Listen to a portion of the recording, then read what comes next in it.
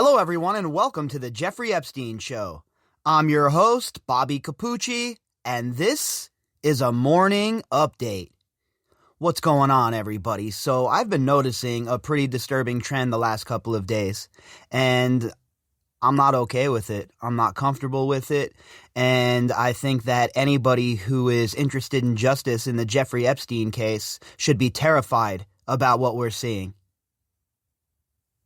People being completely and utterly canceled because the masters of the world in Silicon Valley deem what they say dangerous or a conspiracy theory? How quickly could they turn those guns directly on us, folks? How quickly could they shut us down? And while you cheer because it feels good that it's not your guy, that it's somebody you think is dangerous perhaps, but we have to play the long game. If they can do that to these people, then they can do it to us. What, you don't think that what we talk about here is dangerous to these very same elites who are shutting people down? Wasn't it Jeff Bezos who invited Ghislaine Maxwell to a getaway, to a retreat? But now we're going to cheer his behavior as they try and quell free speech? I'm not comfortable with it, folks. And I think it's utterly reprehensible that anybody who is invested in the Jeffrey Epstein case would be cheering this on. It's disturbing, and quite frankly, we definitely are on the radar. If you think that they're comfortable with the things we talk about here, you are absolutely wrong. There is no place for pushing people to the fringes. We've already seen what happens when people get pushed to the fringes. The idea is to challenge crazy thought and crazy politics in the public forum. Not push people to the fringes where they become fundamentalists or crazies. And that's what happens when you push people to the fringes. Now, you don't have to agree with what people say. Hell, I don't agree with a lot of things I see on Twitter. But that doesn't mean I want people to be canceled or I don't want them to have a voice. I don't want to live in an echo chamber. And if that's the way people want to live their lives and they don't ever want to hear any dissenting opinions or anything like that, then we might as well be living in George Orwell's 1984. And in fact, I kind of think that a lot of people have forgotten what those pages hold. And I think a lot of people should go back and reread that book. And maybe I should read the book here on the podcast one chapter at a time for a refresher course. You know, we talk about the tribalism all the time here, and we talk about how it's not your neighbors who are the problem. But yet, it still seems like a lot of people want to be caught up in that dichotomy. A lot of people still want to be caught up and cheer when that girl gets shot at the Capitol building, or cheer when someone like George Floyd gets killed by the police in horrific fashion on TV for everyone to see. And it becomes a back and forth thing, just like with a gang out in the street. You shoot my boy, all right, time for retribution. And it becomes a never-ending cycle of BS. The things I've been reading people say to each other on the internet in the last few days is absolutely atrocious. The titles people are throwing around towards other Americans, absolutely atrocious. And if you're taking part in that shit, check yourself. And if you'd like to talk about this with me and you think I'm wrong about censorship, the live stream will be at 7 p.m. tonight. Pop in. You know me. I'd love to have a chat with you about it. Because this has real life consequences for what we're doing here. And I'll be damned if I'm going to stand by while people are purged from society, while people are canceled because of their opinions. Because guess what? Once everyone's gone, they're going to turn their attention to people like us. And you mark my words, folks. You mark my words that it's coming down the pipe. And everybody better be aware of the censorship that is coming our way. It's not a game. It's not a joke. You have these CIA agents turned Congress people talking about focusing on domestic terrorism, whatever that is. That kind of language should terrify all of you, especially considering with how disgustingly draconian the Patriot Act already is. Now they're going to expand on that? So I urge all of you to remember the long game here and remember what we're doing. And while it feels good, right, to get rid of a wild, crazy son of a bitch like Trump, I get it. I understand that emotions are high and people are on the edge. And, you know, a lot of people have been really jazzed up by the media about everything that's going on. They keep the TV on all day, every day, all that rage porn. And, you know, they think that there really is some kind of coup going on, when in reality it's just a bunch of dunderheads, the hillbilly Marines, somehow getting into the Capitol building and acting like absolute idiots. Every single one of those people should be arrested and prosecuted to the highest extent of the law. And anyone who is involved in assaulting police officers or anything, 10 years in prison, whatever the length of the sentence should be, then I am all for it. But I think that we're going a little far here, folks, and people are letting their emotions really take over for their good sense. And I certainly am not cheering on any sort of censorship. I don't care who it is, even if it's somebody who I absolutely 100%, 1000% disagree with. Alan Dershowitz, I don't think he should be censored. I don't think any of these people in the Epstein operation should be censored. Do you know why? Because I believe that we can beat them in the forum of ideas. We don't need to silence them. You only need to silence people that you feel like you can't beat in the forum of ideas. And we've seen it time and time again backfire. And these people in big tech really believe that they're the arbiters of the truth. And folks, I'm here to tell you right now, if you think we're not going to be directly in their crosshairs, you are absolutely wrong. I'm already starting to see the ripple effects. So, if you guys enjoy content like mine, if you guys enjoy content about Jeffrey Epstein and content that is not controlled by the legacy media, you might want to take a look around and accounting of what's going on. And if you're cheering on this censorship, well, I guess you want to just listen to ABC News, CBS News, MSNBC, and Fox for the rest of your life. And if that's the case, then more power to you. But personally, as hard as I fight against these disgusting MFs in the government as far as being involved with Epstein and their absolute corruption, that's how hard I'm going to fight against censorship. And if that's the party they want to have, then I will be a willing guest, because there's some things that you can't be silent about, because at some point I'll lose my voice and I won't be able to speak up. So I'm here to tell you folks that no matter what your opinions are, even if I disagree with your opinions wholeheartedly with every fiber of my being, I will stand beside you to protect your right to say those words or express your feelings, because I feel like even when I speak with people who I don't agree with, a lot of times I learn stuff. I don't want to live in an echo chamber. I don't want to live in a place where I only get one opinion. I just don't want to live in that kind of place, in that kind of country. And I will do everything that I possibly can to make sure that we have a free, open forum for us to debate all kinds of ideas. And obviously, I can only do so much, right? I just have, I don't have as much reach as some of these other people, obviously.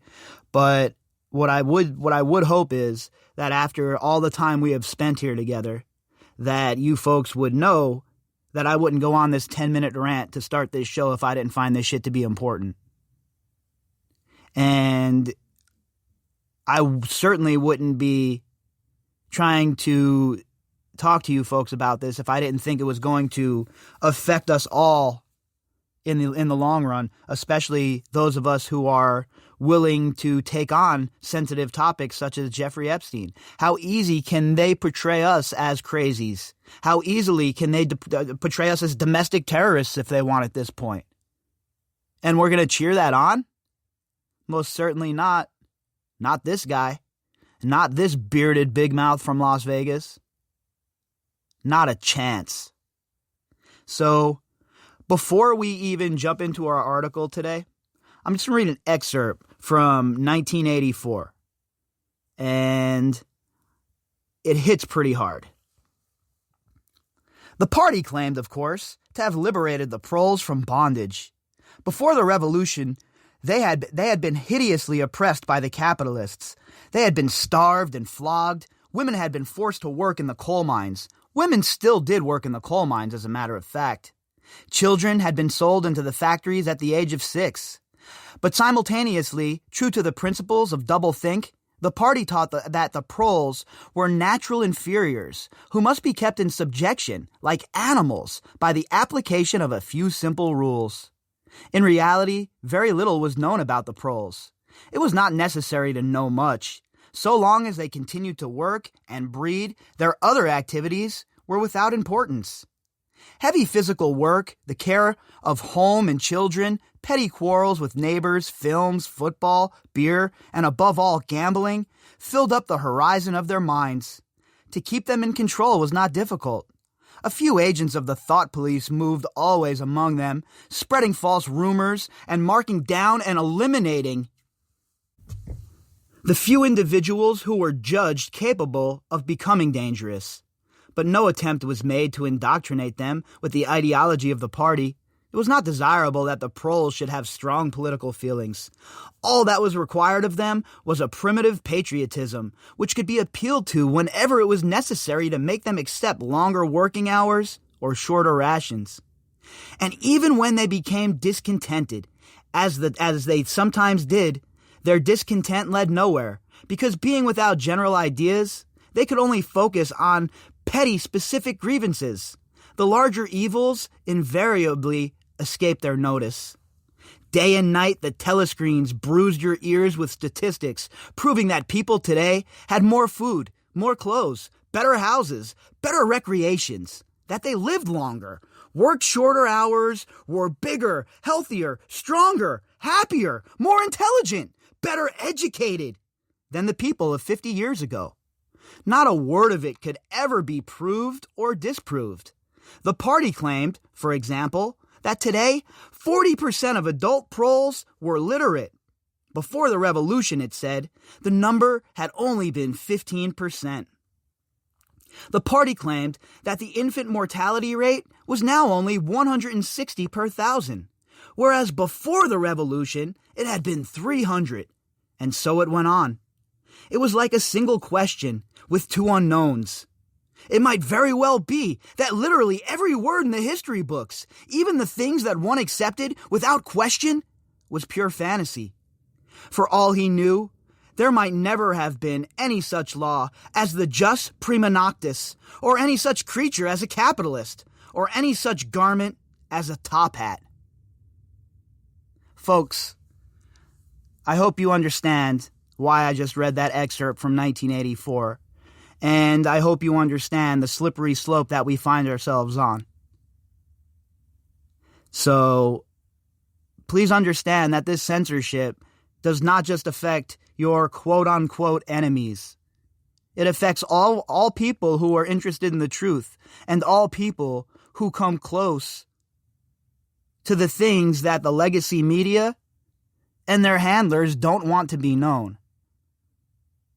So I definitely implore you all to take a step back from your emotions and please look at the big picture. All right, so now that I've gotten that off of my chest, and thank you for bearing with me while I went on that bit of a tangent there And you folks know I try not to do that too often unless it's, directly related to the podcast. But I thought that I had to get on record with that because we're in a dangerous place. Today, what we're going to talk about this morning in regards to the show is the new report that Chris Hansen of To Catch a Predator was in the midst of putting together a sting operation to try and nail Mr. Jeffrey Epstein. Now, it never came to fruition, of course, but the mere fact that Chris Hansen was trying to set up a sting operation to nail Jeffrey Epstein is absolutely hilarious. Can you imagine that episode? Can you imagine turning on the TV and seeing Jeffrey Epstein in Chris Hansen's, or Chris Hansen walk into Jeffrey Epstein's living room or whatever, and all you hear is this? I'm Chris Hansen with Dateline NBC, and we're doing another story on adults who try to meet kids on the internet for sex. Talk about absolutely epic. That would have been the best episode in the history of best episodes. But unfortunately, due to, Epstein having a bunch of security and being such a high-profile person, it never really came to fruition for Dateline NBC and Chris Hansen. But the article that we're going to dig into today is from The Mirror, and it goes into this story a little bit more and touches on some of the details about Chris Hansen and his a wannabe sting on Jeffrey Epstein. All right, so the headline: To Catch a Predator's Chris Hansen attempted sting operation on Jeffrey Epstein. The former Dateline NBC host has told how he tried to snare the prolific millionaire pedophile following his first prison sentence for prostituting minors. This article is authored by Lucy Domachowski. Former To Catch a Predator host Chris Hansen has revealed he tried to set up a sting operation on Jeffrey Epstein. The former Dateline NBC host has told how he tried to snare the prolific millionaire pedophile in 2014 and 2015 following Epstein's first prison sentence. Again, can you imagine what that episode would have looked like? Or if Chris Hansen would have found a way to finagle Jeffrey Epstein onto the show? It would be, I couldn't even imagine how hilarious it would be and how embarrassing it would be for Jeffrey Epstein to be caught up in this. Talk about living in infamy and being made a fool of. It was a shame that Hansen was never able to get these plans into operation. Epstein killed himself in prison, allegedly, in New York on August 10, 2019, while awaiting trial for a range of offenses, including trafficking minors for sex and multiple rapes. This dude was sitting in this prison cell. He knew he was going to prison the rest of his life. He definitely knew he wasn't getting off. But according to reports from people that were close to him, Shuliak, Doug Schoen, the lawyer from Atlanta, and a few other people, he certainly wasn't suicidal. So, again, you can go either way with the whole suicide question with Epstein, and you can find some valid points in both arguments. Just for me, I can't believe that all of these coincidences would just line up the way they did on the day and the days leading up to him dying. It's just hard for me to fathom that that's the case. Chris Hansen, famed for his hit series To Catch a Predator, which lured pedophiles to a location where they believed they would meet a child for sex before confronting them on camera, has told how he met with lawyers representing some of Epstein's survivors following his release from an 18-month prison term in 2010 for prostituting minors. All right, first of all, 13 months. Second of all, minors can't be prostitutes, okay? They're only victims. All right? If you're under 18 years old, I don't care if you get paid all the money in the bank account of the Sultan of Brunei. You're still not a prostitute. You're a child. Okay? I met with these guys, and they had a big file on it, he told Hollywood Raw, with Dax Holt and Adam Glynn, and I was trying to fashion a to catch a predator like sting operation and which we could catch him.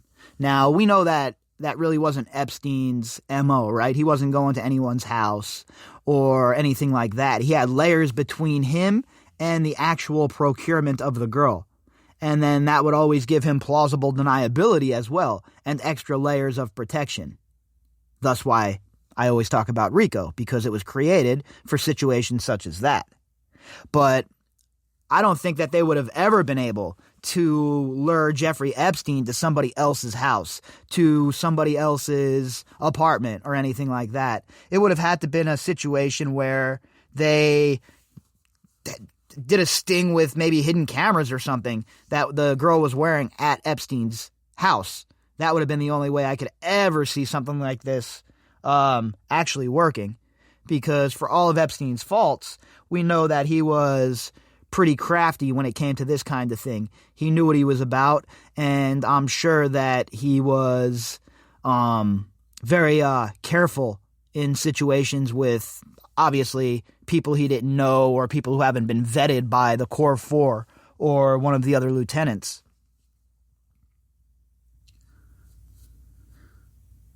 Hansen, who hosted the infamous Sting show from 2004 to 2007, told the hosts, and honestly, guys, I got busy with other things. He admitted that not being more aggressive on pursuing Epstein was his biggest career regret. Yeah, well, you would think a guy like Chris Hansen, who does a show like that, would have been all over the opportunity to try and nail Jeffrey Epstein and bring him to justice, considering how Chris Hansen spent so much time with his program doing just that. Others said to have been involved in the ring include Epstein's ex-girlfriend, You mean co-conspirator, fellow child abuser, general all-around scuzzbag, and bipedal serpent, right? That's what you mean. The British socialite, puke, Ghislaine Maxwell, 58, who is currently on remand in the U.S. after being charged with the sex trafficking of underage girls and the enticement of minors. She has denied all the allegations against her and any wrongdoing. Prince Andrew, 60, is embroiled in the sex abuse claims, having visited Epstein's properties where many of the worst crimes against young girls are said to have taken place. He has also denied all allegations made against him. Yeah, big-time denials from everybody, folks. Big-time denials from everybody. But it seems like nobody's willing to step up and do the quote-unquote honorable thing. And yet, here we are, another day, and still, we wonder. When are people like the Core 4 going to be arrested? When is Indite going to be arrested? I don't have those answers, unfortunately, folks, but I will tell you this. I don't think it's going to be too much longer. I think we're on the cusp of some major breakthroughs in the case, and I think that we are going to see these arrests now that we are in the new year. All right, so tonight, remember, we'll be doing the live stream at 7 p.m. Same link, the Facebook link. I'll post a link in the description box, and I hope to see all of you folks there. And if you want to discuss censorship or anything, it doesn't have to just be Epstein related. Bring your questions because I'll have the answer hat on tonight, and I'll be ready to go. The last two live streams were roughly 2 hours each. So, we'll see how it goes tonight, but I'm willing to sit around and chat until we get to a point where we've exhausted things to chat about. So hopefully I'll see all of you folks there tonight. And that's about it for this morning's episode. If you'd like to contact me, you can do that at bobbycapucci@protonmail.com. That's BOBBYCAPUCCI at protonmail.com. You can also find me on Twitter at BOBBY_CAPUCCI. _CAPUCCI. All of the links that go with this episode can be found in the description box. All right, folks, I'll be back later on. Hope you all have a fantastic day.